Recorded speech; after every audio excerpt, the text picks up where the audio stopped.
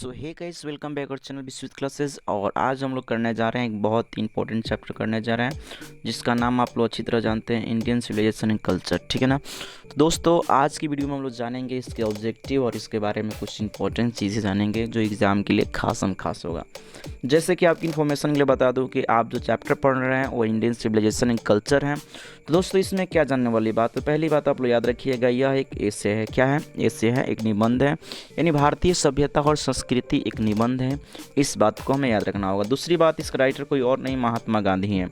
इसके राइटर कोई और नहीं महात्मा गांधी हैं। इनका जन्म जो होता है 2 अक्टूबर 1869 यानी 69 को ही इनका जन्म हो जाता है। और कहाँ होता है जी? तो पोरबंदर इन गुजरात में होता है। इस चीज़ को याद रखिएगा, बहुत कम आने वाला है। ठीक है ना। तो बात करते हैं आगे की कुछ बातें। दोस्तों, और भी कुछ बातें हम लोग देखते हैं जिससे मैं आपको बता दें कि गांधी जी ने बहुत सारे मूवमेंट्स आंदोलन को शुरू किया था, आपको पता होना चाहिए। और उन्होंने बिहार में उनका पहला सक्सेसफुल आंदोलन आप लोग जानते हैं, चंपारण का आंदोलन था। और ये आपका आंदोलन 1917 में आरंभ हुआ था। इस बात को आपको भी पता होना चाहिए। दूसरी बात बताना चाहूँगा कि इन्होंने अंग्रेज़ों के खिलाफ, किसके खिलाफ? अगेंस्ट द ब्रिटिश एम्पायर, अंग्रेज़ों के खिलाफ उन्होंने बहुत सारे मूवमेंट्स को चलाए थे, आपको पता होना चाहिए। और उसके अलावा मैं बता दूं कि सबसे बड़ी बात ये है कि the help of truth and non violence, यानी सत्य और अहिंसा को उन्होंने अपना मुख्य हथियार बनाया था। ठीक है ना। और उस चीज़ को इस्तेमाल करते उन्होंने आंदोलन किया था। और आज आप जानते हैं नतीजा क्या है। ठीक है ना। उसके अलावा आपको बता दूं, इंपॉर्टेंट लाइन ये भी है कि my experiment with the truth, सत्य के साथ मेरा अनुभव। इनका एक ऑटोबायोग्राफी है, महात्मा गांधी का एग्ज़ाम में ये पूछता रहता है। तो इस चीज़ को आप भली बात ये याद कर लीजिएगा। ठीक है ना। तो बात करते हैं आज का फर्स्ट क्वेश्चन क्या है। तो फर्स्ट क्वेश्चन की तरफ बढ़ते हैं। ठीक है ना। तो फर्स्ट क्वेश्चन देखते हैं कि आपके लिए क्या खास फर्स्ट क्वेश्चन है। तो जैसे कि आप देख पा रहे हो कि आपका फर्स्ट क्वेश्चन है दोस्तों कि the invention of dash prove a milestone in our development.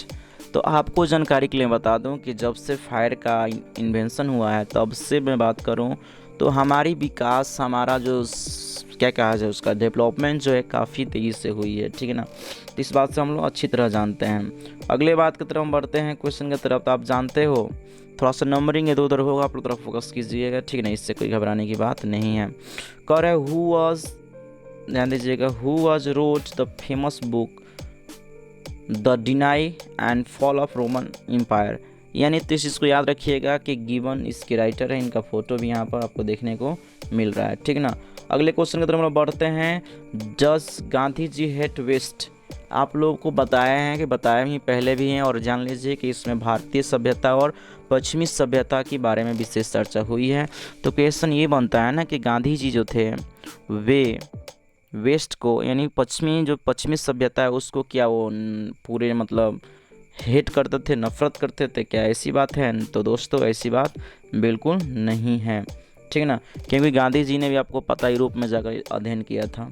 इसके अलावा मैं बात करूं तो क्वेश्चन आप याद रखिएगा। क्वेश्चन नंबर अगला है, नंबरी पर आप लोग फोकस मत कीजिएगा। इसका जो भी यानी आपका क्वेश्चन का नंबर्स जो दिया गया है वो थोड़ा आगे पीछे आपको देखने को मिल जाएगा। ठीक है ना। तो बात करते हैं कि what does the western civilization propagate, यानी कहने का मतलब है वेस्टर्न सिविलाइजेशन जो है किसका संरक्षण रखता है। ठीक है ना। इसका अर्थ क्या है? तो आप लोगों को पता होना चाहिए, इमोलिटी के बारे में, अनैतिकता के बारे में वो दर्शाता है। तो दोस्तों, बात करते हैं कि दोस्तों आपने अभी तक ये वीडियो को नहीं, इस चैनल को नहीं सब्सक्राइब किया तो भाई सब्सक्राइब कर लो, प्रेस दो बेल आइकन, और ये जो बेल आइकन है उसको प्रेस कर देना ताकि जो भी वीडियो आपको अप टू डेट किया जाए, अपलोड किया जाए, जब भी आपको लाइव आया जाए तो आपको बिल्कुल टाइम पर वीडियो मिल जाए। इतना तो आप लोग कर सकते हो। बात करते हैं कि गांधी जी का जन्म कब हुआ था। बॉर्न पूछ रहा है तो आपको पता है ना, अभी हम लोग चर्चा किए थे 2 अक्टूबर। ठीक है ना। तो इसमें कोई शक नहीं है, आप अच्छी तरह जानते हो। ठीक है ना। अगले क्वेश्चन की तरफ हम लोग बढ़ते हैं।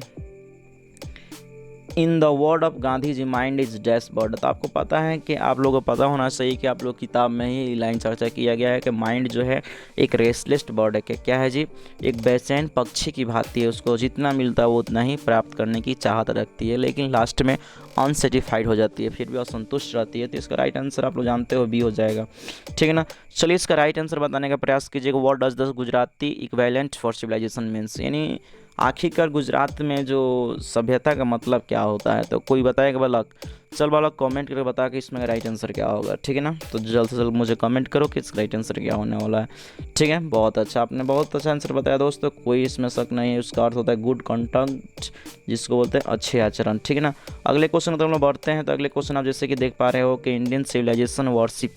चलिए ये भी बहुत अच्छी क्वेश्चन है, आप लोगों को तो आंसर बता देना चाहिए, इतना टाइम तो बहुत है, 5 सेकंड टाइम काफ़ी है। कि इंडियन सिविलाइजेशन वर्शिप, आखिरकार हमारी जो सभ्यता है, ईस्टर्न सभ्यता है, हमारी भारतीय सभ्यता है, वो किसकी पूजा करती है, ठीक है ना। तो आप जानते हो मोरालिटी की करती है। मोरालिटी का मतलब जानते हैं, नैतिकता की बात होती है, ठीक है ना। तो बात करते हैं अगले क्वेश्चन पर बढ़ते हैं। Which one of the flowing journal, journal होता है वही पत्रिका, ठीक है ना।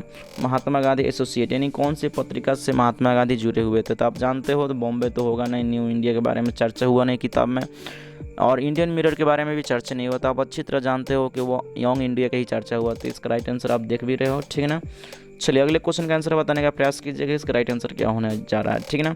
तो मैं बता दूं, पहले क्वेश्चन जान लीजिए। हु वर पैराहॉर्स, यानी पैराहॉर्स कौन था। तो आपको पता होना चाहिए कि वह इजिप्ट के शासक था, ठीक है ना, इसमें कोई शक नहीं है। तो अगले क्वेश्चन की तरफ बढ़ते हैं। Which one of the following is autobiography of Mahatma Gandhi. भाई तो क्वेश्चन का आंसर तो मैं बताने वाला नहीं हूँ, ठीक है ना, क्योंकि अभी हम लोग चर्चा किए थे महात्मा गांधी का जो ऑटोबायोग्राफी है वो क्या है। तो जल्दी फटाफट आप लोग कमेंट कीजिए और आंसर बताने का प्रयास कीजिए, इसका राइट आंसर क्या होने वाला है। चलिए इस क्वेश्चन में छोड़ता हूँ आपके लिए, आप आंसर बताने का प्रयास करो। बहुत सारे क्वेश्चन है, पूरे एग्जाम में जो भी क्वेश्चन पूछे जाते हैं उस लेवल की तैयारी आपको मिलेगी, सबको सारे क्वेश्चन को इंक्लूड किया गया है। तो वीडियो को अंत तक बने रहें, इस बार एग्जाम है तो क्वेश्चन के साथ प्रैक्टिस करें, ठीक है ना, बहुत मजा आने वाली है। तो बात करते हैं अगले क्वेश्चन की तरफ बढ़ते हैं। तो जैसे कि आप देख पा रहे हो कि कह रहा है कि who has written Indian civilization and culture, भारतीय सभ्यता और संस्कृति का आखिरकार लेखक कौन है, इस निबंध को लिखा कौन है।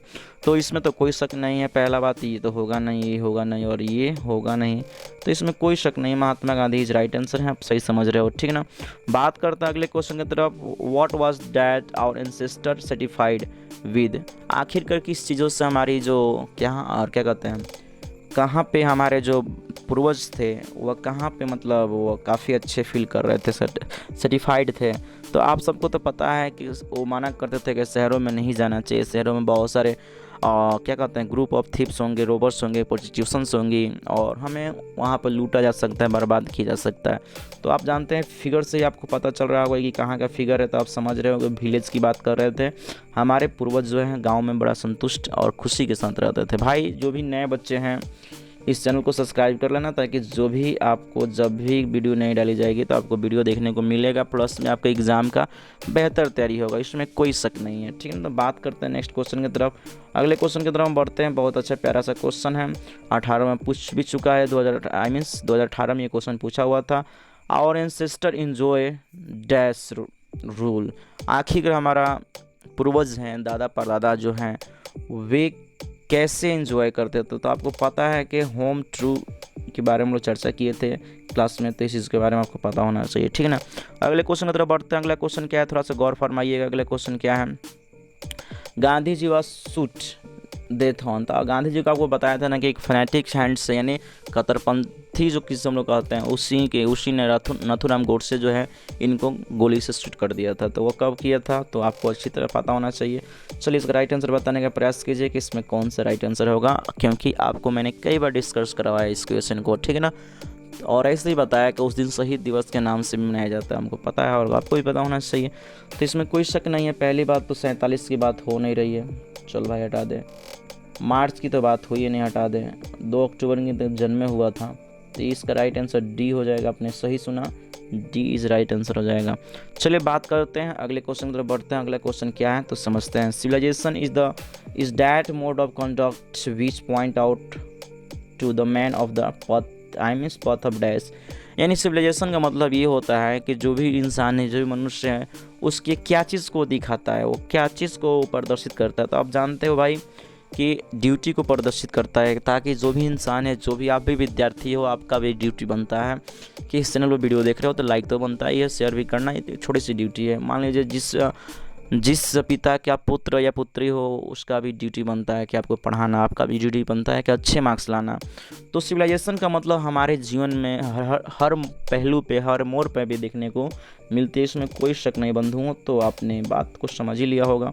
तो बात करते हैं अगले क्वेश्चन की तरफ, एटिक सिविलाइजेशन, यानी आप पूछना चाहता है कि आखिरकार ये एटिक सिविलाइजेशन जो है वह कहाँ से बिलोंग करता है। यहाँ पे इसका एक छोटा सा क्या कहते हैं वो मैप में दिखाया भी गया है। तो आप सही सुना, आपने सही सुना। इसका राइट आंसर बताने का प्रयास कीजिए कि राइट आंसर क्या होने वाला है। तो आपने सही सुना, इसका डी राइट आंसर हो जाएगा, इसमें कोई शक नहीं है। तो बात करते हैं आज का अगला क्वेश्चन की तरफ, what does golden flee mean, इसका अर्थ क्या होता है। चलिए दोस्तों, बहुत अच्छे क्वेश्चन और एक बार डिस्कस भी कर चुके थे। तो इसका राइट आंसर आप लोग कमेंट बॉक्स में जरूर बताइएगा, नहीं आता है तो मुझे बोलिएगा sorry I don't know sir, मैं बताने का प्रयास करूंगा, पिन अप करूंगा जरूर इस क्वेश्चन का आंसर, बस आप लोग प्रयास एक बार कर लेना, ठीक है ना। लास्ट क्वेश्चन तो नहीं कहेंगे, अभी और बहुत सारे क्वेश्चन पड़े हुए हैं, बस आपकी तैयारी के लिए लगे रहिए। अभी कम से कम आपने आधा क्वेश्चन किया है, ठीक है ना, अभी आधे क्वेश्चन बाकी हैं। चलिए तो बात करते हैं, क्वेश्चन कह रहा है which type of the prose piece, ये जो आप पढ़ रहे हो ना प्रोज, वो किस टाइप का है, अर्थात पूछना चाहता है ना कि भारतीय सभ्यता और संस्कृति आखिरकार क्या है। तो आपको बताना है ड्रामा है क्या, स्टोरी है क्या, स्पीच है क्या। तो बताओ भाई क्या होना चाहिए। ये भी क्वेश्चन मैं तो बताने वाला नहीं हूँ, कमेंट बॉक्स में आप लोग इसका राइट आंसर बताने का प्रयास कीजिए कि इसका राइट आंसर क्या है, क्योंकि मैंने शुरू में ही इस चीज़ का डिस्कशन कर चुका हूँ, ठीक है ना। चलिए अगले क्वेश्चन तरफ बढ़ते हैं। आप लोग देख रहे हैं, लेकिन बच्चे ध्यान रखना, इसको समझना बहुत ज़रूरी है, ठीक है ना, समझ कर ही काम करोगे तो फ़ायदेमंद होगा। कह रहा है which civilisation is not beaten in the world. आपको पता थे, बहुत पहले भी क्लास में बताया गया है कि वो भारतीय सभ्यता है ना पूरे संसार में कहीं नहीं बीट किया है। बीट का मतलब होता है पराजय, परास्त। तो ये सभ्यता है जो है ना विश्व में कहीं भी परास्त नहीं हुआ। तो आपने सही आंसर की तरफ फोकस किया है, ठीक ना, इसमें आंसर को पहले ही आप लोग बता दिया गया है, ठीक है ना। अगले क्वेश्चन तरफ बढ़ते हैं। तो प्रयास करना है समझने के लिए, wealth and luxurious do not make a dash happy, यानी वो क्या चीज़ है जो धन और जो क्या कहते हैं लग्जरियस लाइफ, आप लोग जानते हैं ना, पूरा भोग विलास वाले जीवन, वह किसको हैप्पी नहीं बना सकता है। तो मैन, यानी गांधी जी के अनुसार आदमी को कितना भी धन दे दो, लग्जरी लाइफ दे दो, बाकी वो खुश नहीं रह पाएगा। गांधी जी का ऐसा मानना है। और आज के आधुनिक युग में आप क्या मानते हो, क्या सोचते हो, एक बार कमेंट बॉक्स में मुझे ज़रूर बताना, ठीक है ना। और ये आपके ये जो है ना क्या कहते हैं वीडियो, आपको ये सेशन जो है ना वीडियो का, वह कैसा लग रहा है, आपको अच्छा लग रहा है या अच्छा नहीं लग रहा है, या इसमें जो भी आपका स्टेटमेंट है, कमेंट्स हैं, उसको ज़रूर आप शेयर कीजिएगा, ताकि मुझे ये लगेगा ना कि आप कहाँ से वीडियो देख रहे हो और कितने लोग इस वीडियो को लाइक कर रहे हैं, ताकि इसी प्रकार के नेक्स्ट वीडियो बड़े ज़ोर शोर और जुनून के साथ बनाया जाएगी, ताकि आपकी एग्ज़ाम की तैयारी ज़ोरों शोर से होगी।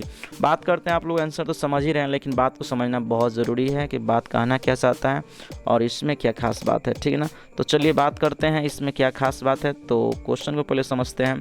तो क्वेश्चन कहना चाहता है क्या, the people of Europe inspired by dash, यानी जो पीपल यूरोप के थे, यानी जो भी लोग यूरोप के थे वह किससे प्रभावित थे। तो आपको पता होना चाहिए ग्रीक और रोमन राइटर जितने थे वहाँ के, इससे प्रभावित थे, क्योंकि इनकी सभ्यता बची हुई थी और ये आगे बढ़े हुए थे।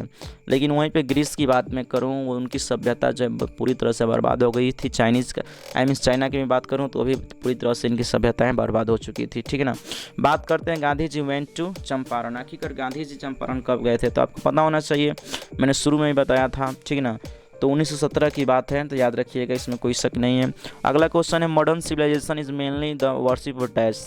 तो मॉडर्न मैंने बहुत बार चर्चा किया, इसी मॉडर्न को हम लोग बोलते हैं वेस्टर्न सिविलाइजेशन। क्या बोलते हैं, वेस्टर्न सिविलाइजेशन। ये जो है ना पदार्थों की पूजा है, मेटेरियलिज्म, यानी इसमें पदार्थ ही निर्माण किए जाते हैं, पदार्थ के पीछे बहुत भागा जाता है। लेकिन इंडियन सिविलाइजेशन जो है मोरालिटी की तरफ भागती है, नैतिकता की तरफ भागती है, ठीक है ना।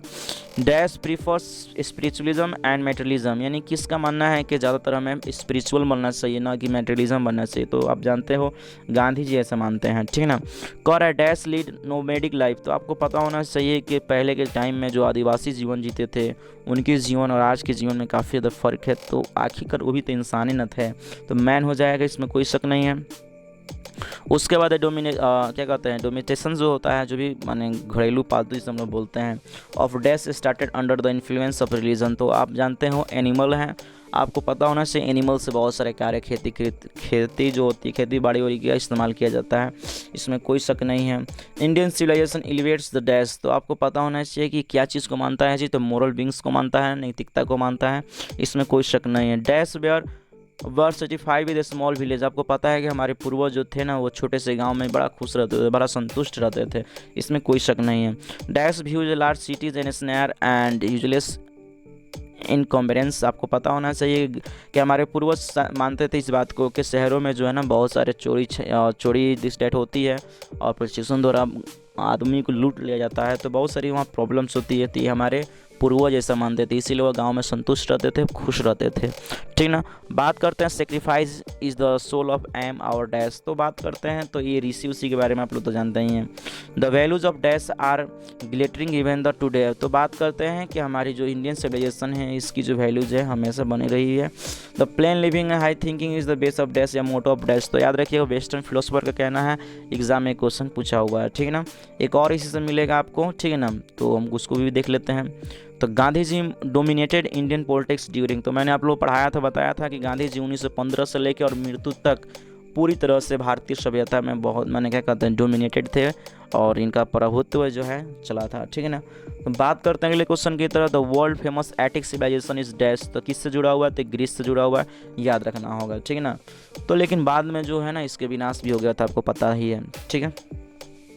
आई am no hater of dash. तो आपको मैंने पहले ही बताया था गांधी जी जो थे ना वेस्ट यानी वेस्ट सिविलाइजेशन के कोई नफरत करने वाले व्यक्तियों में से नहीं थे। ठीक है ना। बात करते हैं the mind is a restless dash the more it gets and more it wants. तो आपको पता है कि बर्ड है। ठीक है ना। तो अगले क्वेश्चन की तरफ बढ़ते हैं। क्वेश्चन हम लोग पहले भी देख चुके हैं, तो इसका राइट आंसर आप समझ रहे हैं। The people of Europe. Europe के जो भी लोग हैं वह रोमन और ग्रीक के राइटरों से वहाँ से कुछ ना कुछ इन लोगों को जानकारी जब मिली थी उससे ये सीखे समझे। Correct. Dash is known as the father of our nation या बापू। आपको पता है कि गांधी जी को ही फादर ऑफ नेशन है और बापू के नाम से हम लोग जानते हैं, तो इस चीज़ को आप पहले से भी पता था आपको। इंडियन ग्लोरी इज डैश यानी भारत की गरिमा जो किस में है? तो इमूवेबल है। आपको मैंने बताया था ही क्लास में कि बच्चे देखो भारत को बहुत सारा आरोप लगाया जाता है कि भारत के लोग जो है ना वह क्या है अनलिटरेट हैं, क्या कहते हैं अनसिविलाइज्ड हैं, वो मूर्ख हैं, क्या कहते हैं अशिक्षित हैं। इसलिए कि भारत में लोग बदलाव चाहता नहीं। अंग्रेज चाहते थे कि नहीं कि हम जो वेस्टर्न सिविलाइजेशन में जी रहे हैं ना वैसे ही भारत के लोग भी जिए, तो वैसी बात नहीं थी। हमारी सभ्यता इमूवेबल थी, उसमें कोई बदलाव नहीं हुआ था। ठीक है ना। तो बात करते हैं आज का समय की तुलना, तो थोड़ा सा आप जानते हैं कि आज का समय बदला हुआ है, लोगों की विचारधाराएं बदली हुई है और जीने का तौर तरीका, सभ्यता और संस्कृति कल्चर भी बदला हुआ है। ठीक है ना। तो बात करते हैं our forefather did not invent machine because dash. हमारे जो भी पूर्वज थे वो मशीन को इसलिए आविष्कार नहीं करना चाहते क्योंकि वह जानते थे, क्या जानते थे जी?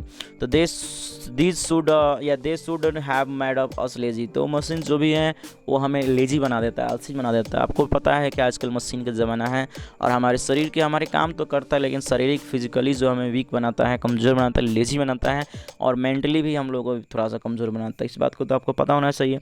Civilisation is the state of the development. अब जानते हैं कि यह जो भी सभ्यता और संस्कृति है तो किसका विकास करती है? तो विकास मनुष्य के करेगा। आपको तो पता होना चाहिए इस बात को कि विकास जो भी होता है, बदलाव जो भी होता है वो मानव जाति की बात चलती है। ठीक है ना।